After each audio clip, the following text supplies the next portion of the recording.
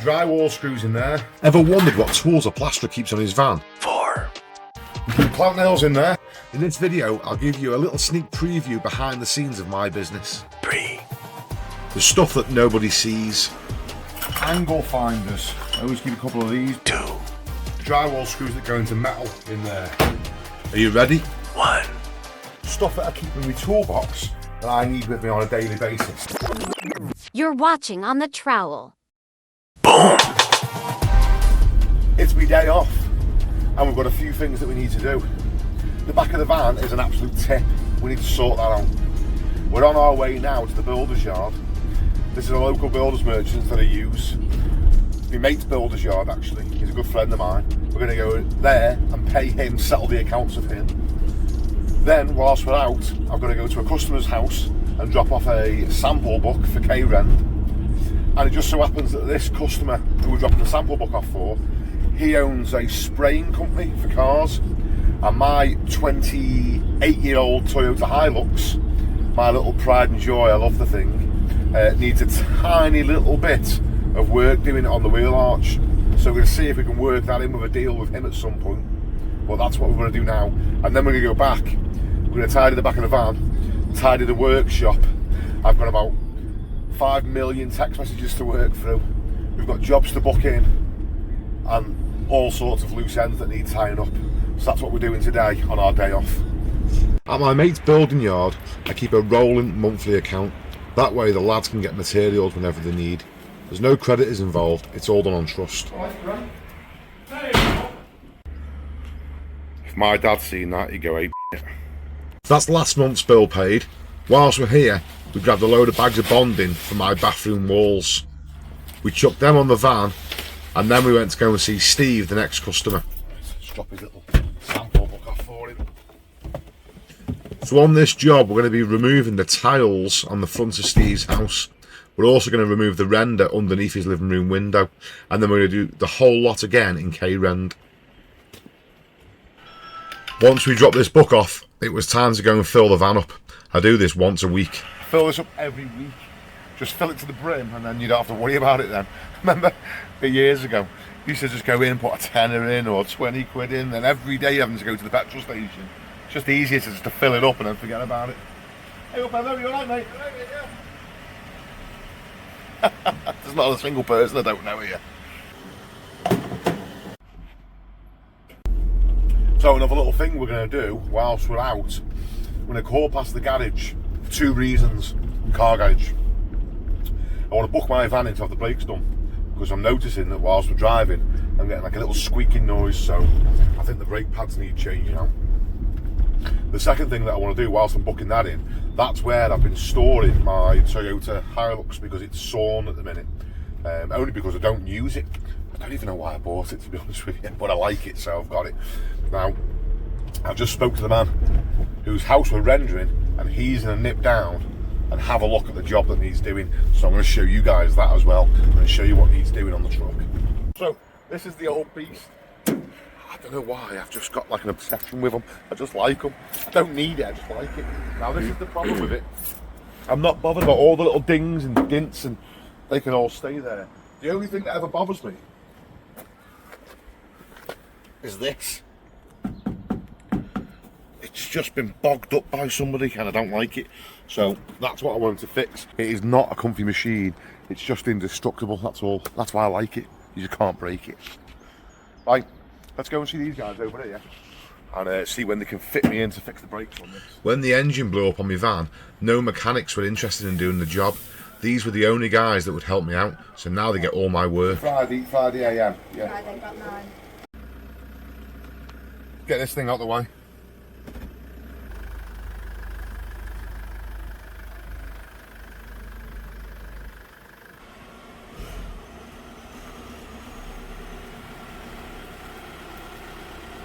Right, now we need to tidy the back of the van out. This is what happens when we do a rendering job and we finish work about 7:30, 8 o'clock at night and the lads just want to go. Everything just gets lashed in on the last day and I end up having to deal with it the next day. Any plasterers will know the feeling.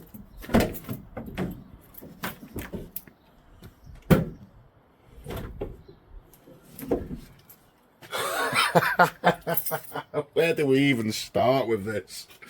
Oh, this is the thing. Bigger van, bigger pile to deal with. When we're rendering, we take the waste away and all the dust sheets as well. That causes that much mess that we can't get in and out of the van because we're walking it everywhere. Here's my little lad wearing a sample of the t-shirts that we sell in the store. Say hello, son. Say hello. We tried a load of different designs and I thought that would be the coolest for any plasterer's kids.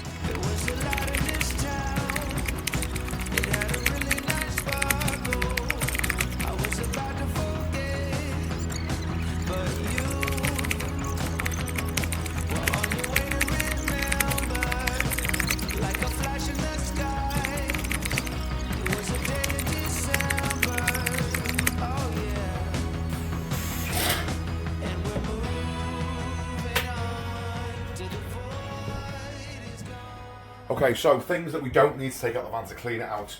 All these trowels, basically. These wooden handle ones are ones that are getting broken in. This is for acrylic renders.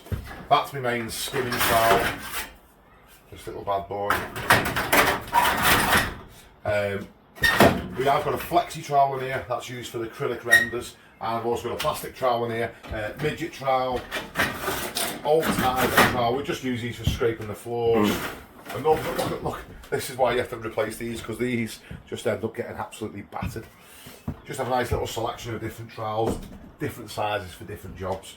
But as you'll know, I pretty much do everything with this trowel. But I am going to replace this because these corners are starting to just really round off now. So that's just because of the amount of cleaning that I do that way with the toe of the trowel. Time for a quick breakfast shake, and then we'll get on with organising the van and putting the tools back in. Right, we're just back from all the running round, and we're about to start sorting the back of the van out. But before we do, I want to just take this little moment to thank the sponsor of today's video, AG1. So, these guys sent me out this powder, and it's absolutely amazing. It's full of vitamins, minerals, it's sourced from whole foods, it's got probiotics, it's got adaptogens, it supports your immune system and your gut health. Now, if you're anything like me, which hopefully you're not, but if you are, then you know you need to start eating healthy. It's on the back of your mind. Now, you can have this stuff when you eat healthy anyway, but the problem is when you eat processed food, you're not getting all the vitamins and minerals that your body needs, and what happens is it doesn't support all the functions of your body. So over a long period of time, your health starts to deteriorate because of your diet. Here's the great thing about AG1. Contained in one shot of this is enough vitamin C for an adult. Just in one shot of that. That's your full daily dose. Now, as well as that, it supports your immune system, as we've just said. Your metabolism is helped. It promotes the production of healthy cells in your body. It's an antioxidant. Your skin, your hair, your nails are supported because your body's getting all the good stuff that it needs. Mental capacity, your brain fog clears up. It supports your nervous system. Basically, it supports your physical and mental health. Now, not only that, normally when you have something that's good for you, it's horrible, isn't it? But I don't know how they've done it. For something that's green, I don't know how they've made it. It tastes like pineapple. It's quite tasty.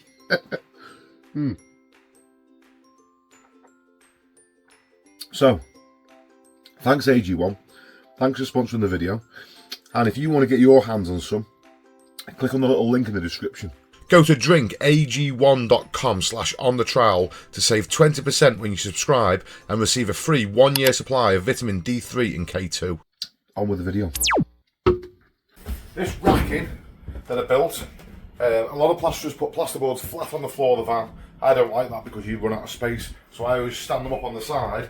Now I'm going to make a few little adjustments to this because I wasn't happy with how it's fitting, so whilst everything's out the way, I'm just going to change the shape of this a little bit, and then we'll start putting everything back in the van. Okay, so here's the things that we do keep on the van at all times. Skin beads. We buy these by the box, so I keep these in this nice tube where they can't get damaged. Standardised blades. They're always handy to have a pack of those. Come in. We keep clamp nails in there for nailing on beads. We keep drywall screws in there. And we keep drywall screws that go into metal in there. Over here, we have the clamp. When we put plasterboards in the van, we put them against this rack and then we clamp them on like this so that they can't move. When that's not in use, we put that up here so Leighton can't get hurt on it. Again. Because otherwise he walks into it. In there we keep half-time and blades for the multi-tool. In here we keep all our microfiber cloths, apart from pink ones because Leighton doesn't like the pink ones. This is a running joke now, isn't it? And in here, this is like my junk drawer where we keep all sorts of stuff that's like concrete screws and wire brushes and wire wool and stuff that you don't really need but you do need. I keep bungee cords up here because every now and then we put stuff in the van that is too long and I need to bungee cord the doors shut. I've got an Artex pad because every now and then, once in a blue moon, someone will ask me to just patch up what they've got there, so that just stays in the van. Over here, we've got a couple of floats. We've got more floats for sand and cement, but that's my favourite one. But I hardly ever do any sand and cement anymore. Everyone seems to want K-Rend, but they're just near just in case. Here, we've got all these little metal clips. These are for when we do rendering jobs and we want to put tarps and we clip them onto the gutters so the walls can't get wet. Then we've got a vast array of trowels and my handboard. Keep a load of top hats and just a few bits. This just comes in handy for when we're patching things up. It's easy to cut and it's lightweight, so I always keep a bit of that in the van. We've also bit of 10mm bead. We just keep little miscellaneous bits of stuff for when things comes in handy for different things. Mixing tubs. I have a load of different size mixing tubs and buckets, but I just keep 2 of each on the van. Buckets for mixing plaster. An assortment of blue buckets for collecting water. A bucket buddy, because it's nice and soft. We can get water out of people's showers and baths and stuff if they haven't got an outside tap. A scuttle full of stuff for scraped renders, scratches, things for getting around window reveals and stuff. Carpet protector and different rolls of scrim, but all different types of scrim, and keep little bits of window frame protector. When we do jobs we just buy this stuff in bulk, but it's always handy just to have a little bit on the van. You never know what you're going to come up against. I got some shiny tape. I just got it because it was shiny. I'm like a magpie. I use this for checking the straightness of walls. Different straight edges and levels. I use the level to dab plasterboards. Feather edge. I use the feather edge to straighten and rule backcoat plaster. Pole attachment for speed skims.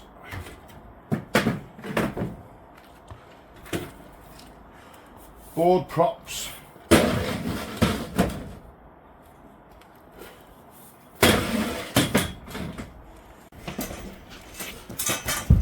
Spot board and stand. Hardly really ever gets used, but it's always handy to have on the van. Planks. These are for when I'm doing staircases and stairwells and stuff, and we need to make a little scaffolding to get up to the ceiling. Yeah, we keep these planks here to keep them nice and neat out the way if there's no plasterboards in, and if the plasterboards do come in, they go on top of them and get clamped on up here. But in the meantime, these just stay out the way here. Like so, they're not going nowhere. Ladders. We use the thin section off some old ladders just for stairwells and stuff. Trestles. Between these and my trusty milk crate, these are what I plaster most ceilings and stuff off. These are what I use on a daily basis. We never use step ladders for plastering ceilings. With this, which I've had for years and years and years. Now I've got a lot more trestles, Got to keep 3 on the van. I find if I need to reach a really high ceiling, I can set 2 up and put the 3rd on top of them. Just don't tell health and safety. And we just keep all that secure.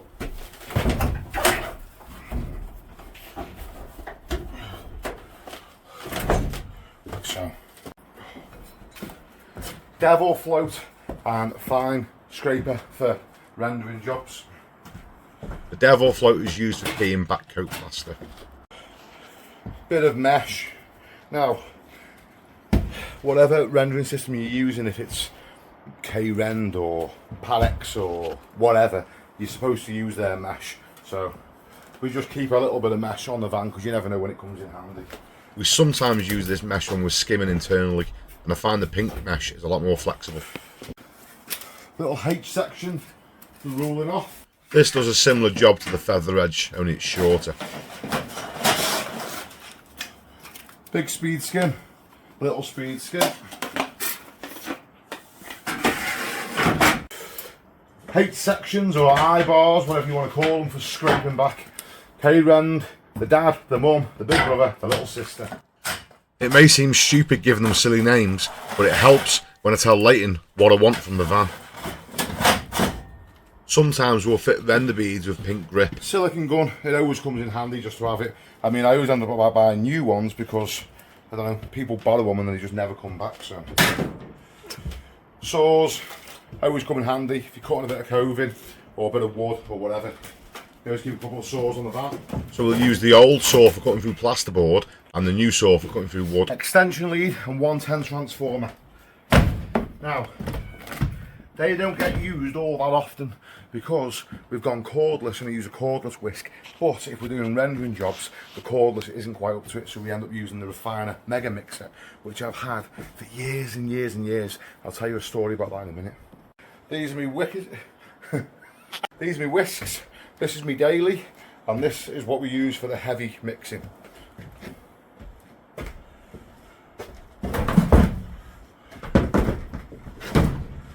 I always keep on the van SBR and stabilising solution.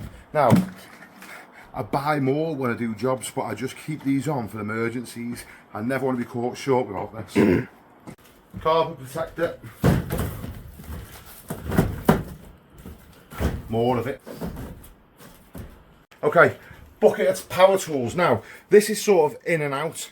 This sort of lives in the van, but not when I come home because I have to take it out because thieves like to come in and take this sort of stuff at night time. So, in here we have cordless drills, blower. This is, I mean, that's a godsend. Having a blower, it just makes cleaning up so much easier.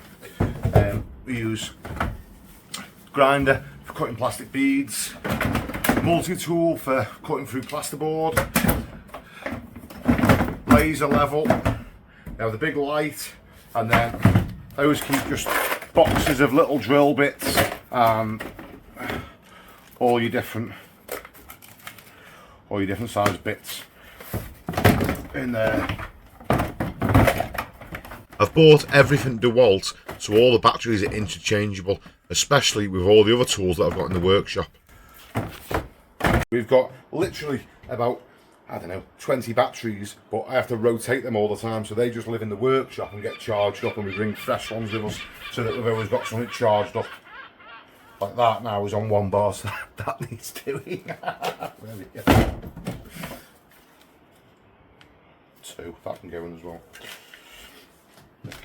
All the batteries ready to be charged. Cove adhesive. Now I use this stuff, it's very similar to Easy Fill, it's very fine, so comes in handy just for little patching jobs. Usually day to day we'll keep about 5 bags of finish on the van as well. Lightweight dust sheets.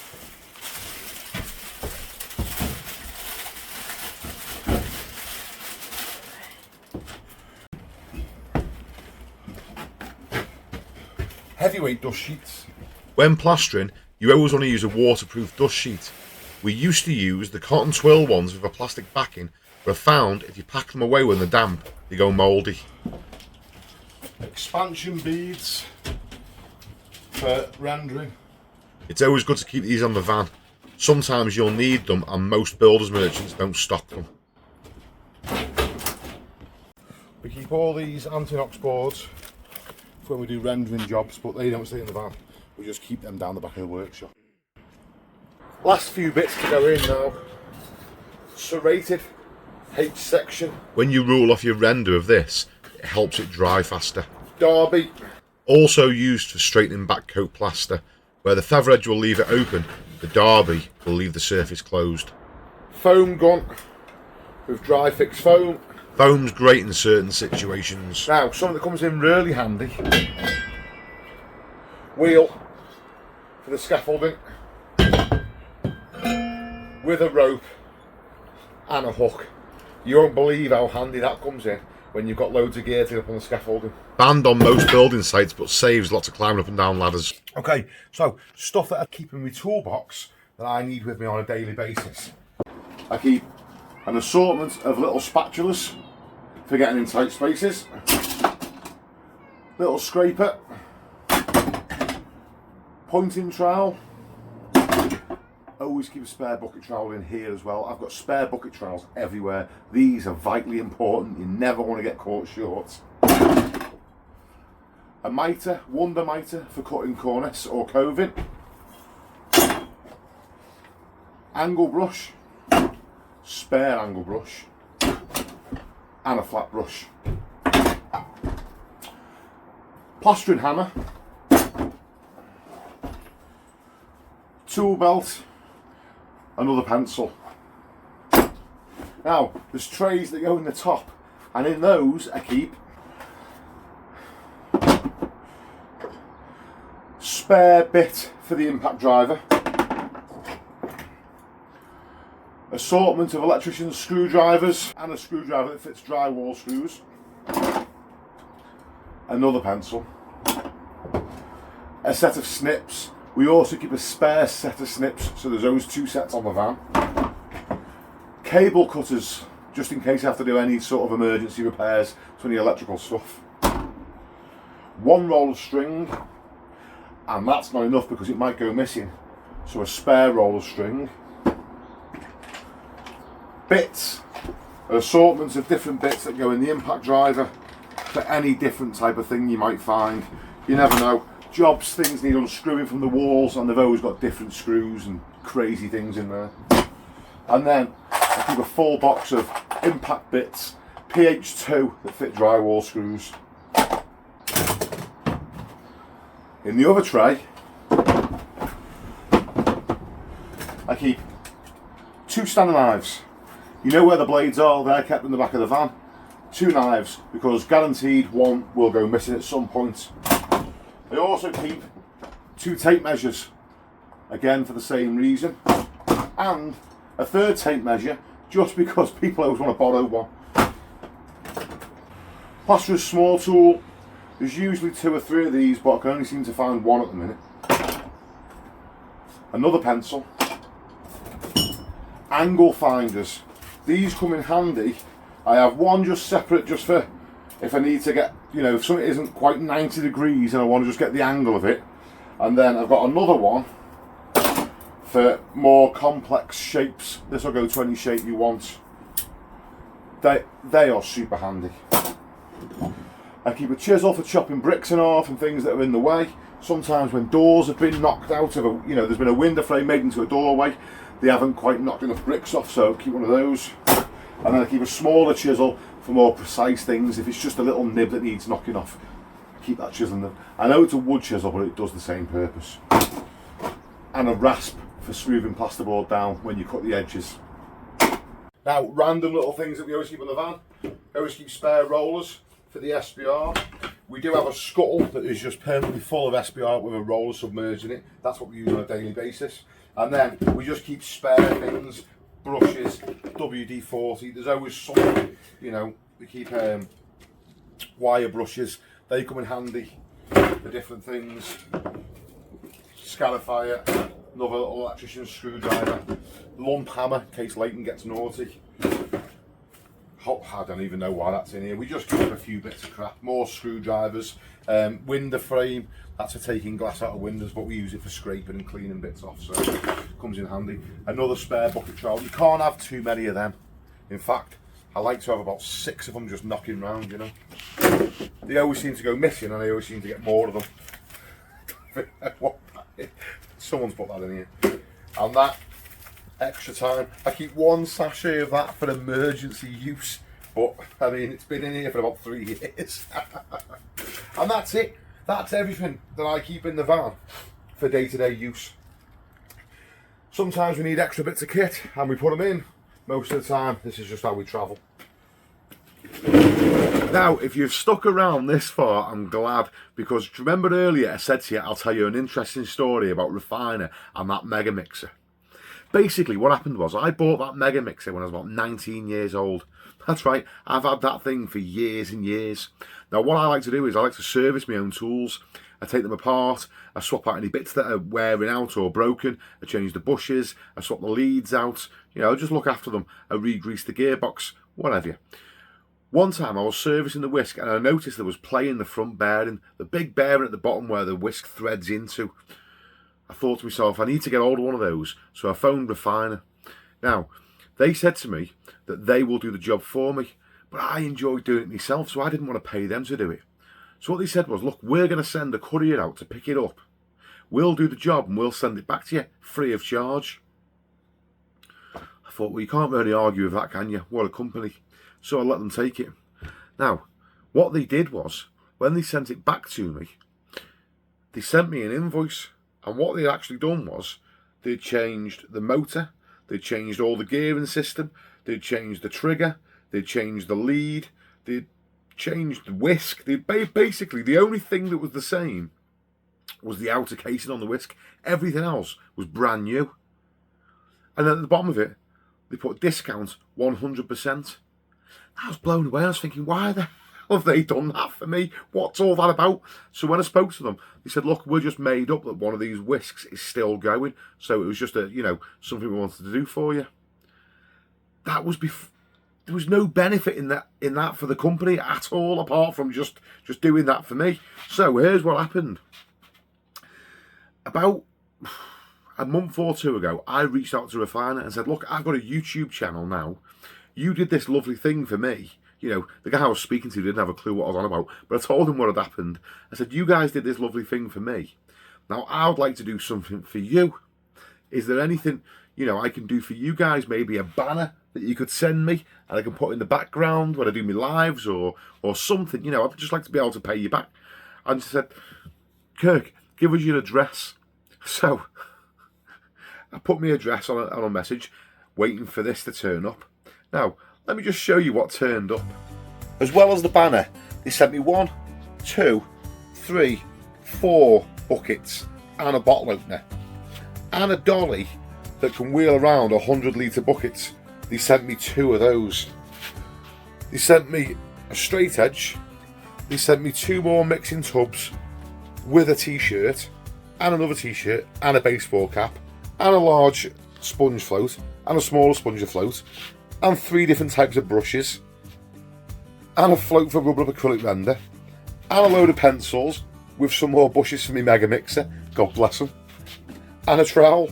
I mean, I don't get it. I don't know what else I can do apart from just show this on the video, because I don't see how that benefits the company. I wanted to do something to help them, and all they did was flooded me with more stuff. So I can genuinely say from the bottom of my heart that Refina are a company that actually care. And with that, I'll say thanks for watching. Take care. I'll see you on the next one.